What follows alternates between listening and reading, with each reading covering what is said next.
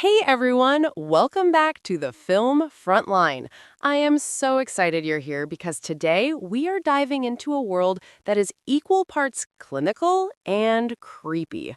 If you've spent any time in the indie gaming scene over the last few years, you know that the Mortuary Assistant became an absolute viral sensation. It was the game that had every streamer screaming and every horror fan obsessed with the terrifyingly mundane task of embalming bodies while dodging demons.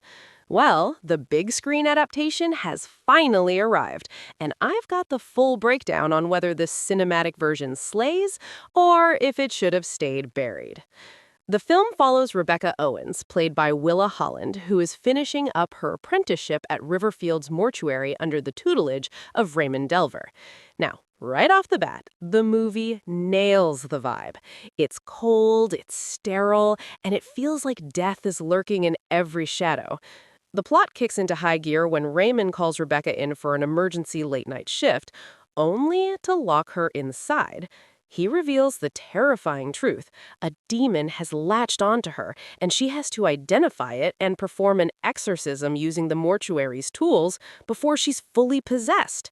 What's really interesting here is how the movie handles Rebecca's backstory. In the game, a lot of the horror is psychological, tied to her past trauma. The film goes deep into her history, with drug addiction and the loss of her parents.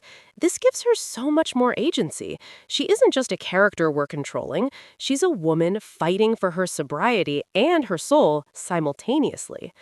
Visually, the film is a total treat for practical effects fans. They didn't lean too heavily on cheap CGI for the bodies. The embalming scenes are visceral and detailed, which actually makes the horror feel more grounded. We also see the Mimic, a fan-favorite entity from the game, and let me tell you, seeing that thing in live action is a total nightmare in the best way possible. However, it's not all perfect. For the lore hounds out there, the movie makes some bold choices. They've streamlined the relationship between Rebecca and Raymond, skipping over the fact that he was her teacher before the apprenticeship. This makes their dynamic feel a bit more distant, and it changes the weight of certain Easter egg discoveries Rebecca finds in the office. Also, the film spends a massive amount of its 91-minute runtime explaining the rules of the possession. It's a bit of a lore dump that slows down the pacing when we really just want to get back to the scares.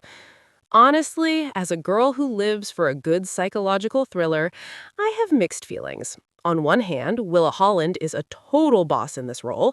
She brings this Arrow alum grit to Rebecca that makes you really root for her. You feel her heartbreak and her panic. Paul Sparks as Raymond is also perfectly creepy. He has that is he a mentor or a villain energy down to a science. But here is my hot take. The movie is incredibly atmospheric, but it's just not as scary as the game.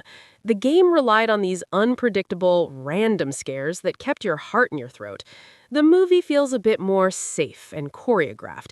It's more of a dark, supernatural mystery than a pure, heart attack-inducing horror flick. It's stylish and well acted, but it lacks that raw, terrifying, I need to turn this off right now energy that made the original source material a hit.